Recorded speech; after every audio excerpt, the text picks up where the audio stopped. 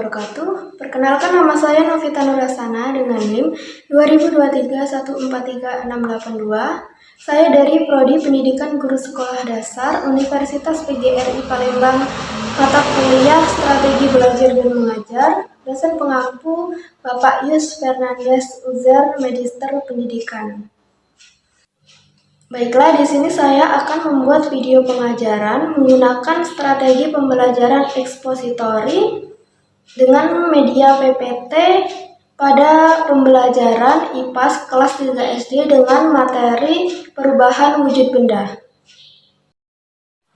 Assalamualaikum anak-anak, selamat pagi. Gimana nih kabarnya? Baik, sebelum memulai pembelajaran, dilihat dulu ya. Di sekitar mejanya ada sampah atau enggak? Kalau ada, diambil dan dibuang ke tempat sampah. Kemudian yang mejanya masih berantakan bisa dirapikan terlebih dahulu ya, supaya belajarnya menjadi lebih nyaman.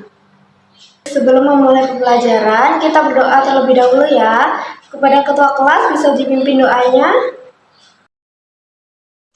Jadi siapa yang hari ini tidak masuk? Wah, masuk semua ya, pintar. Nah, sebelum memulai pembelajaran, gimana kalau kita SBK terlebih dahulu? Siapa yang setuju?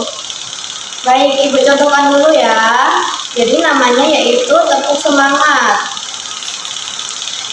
Tepuk semangat. Semangat. Semangat. Semangat. Semangat. Gimana? Bisa belum? Baik, silakan kalian coba. Coba di sini siapa yang masih ingat materi minggu kemarin? Betul, jadi materi minggu kemarin yaitu benda di sekitarku. Minggu ini kita akan belajar mengenai perubahan wujud benda. Sudah siap semuanya? Bagus. Kita lanjutkan ya. Di sini ada nggak yang pernah melihat es batu mencair? Bagus sekali. Nah, perubahan seperti itu disebut mencair. Yuk kita bahas bersama mengenai perubahan wujud benda yang ada di sekitar kita. Simak baik-baik ya. Apa itu perubahan wujud benda? Ada yang tahu nggak? Wah, belum pada tahu ya.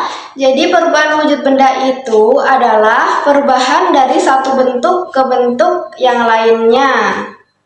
Misalnya nih, dari benda padat menjadi cair, dari benda cair menjadi benda gas, dan ataupun sebaliknya.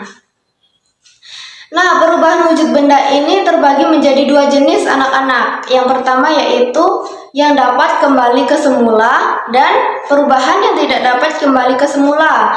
Perubahan yang dapat kembali ke semula itu contohnya es batu yang mencair. Ketika kita masukkan lagi ke kulkas, maka dia bisa menjadi es batu lagi. Betul. Nah, kalau yang nggak bisa kembali ke semula ini contohnya seperti kertas yang dibakar. Kertas yang dibakar akan menjadi abu.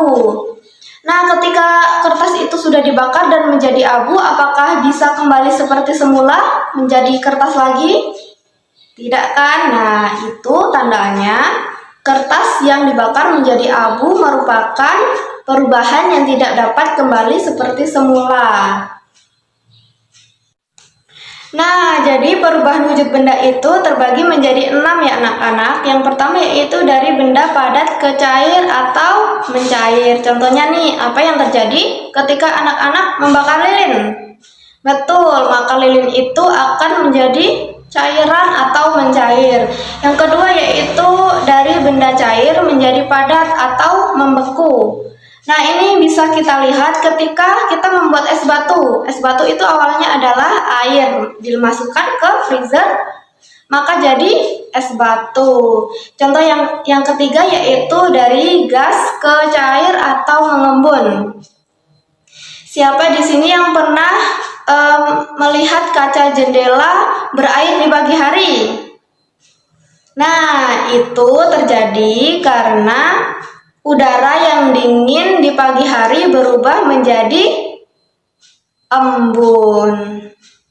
Nah, yang keempat yaitu dari cair ke gas atau menguap. Contohnya nih, ketika menjemur baju, kenapa baju menjadi kering? Hebat, air yang direbus juga bakalan menguap jadi uap air.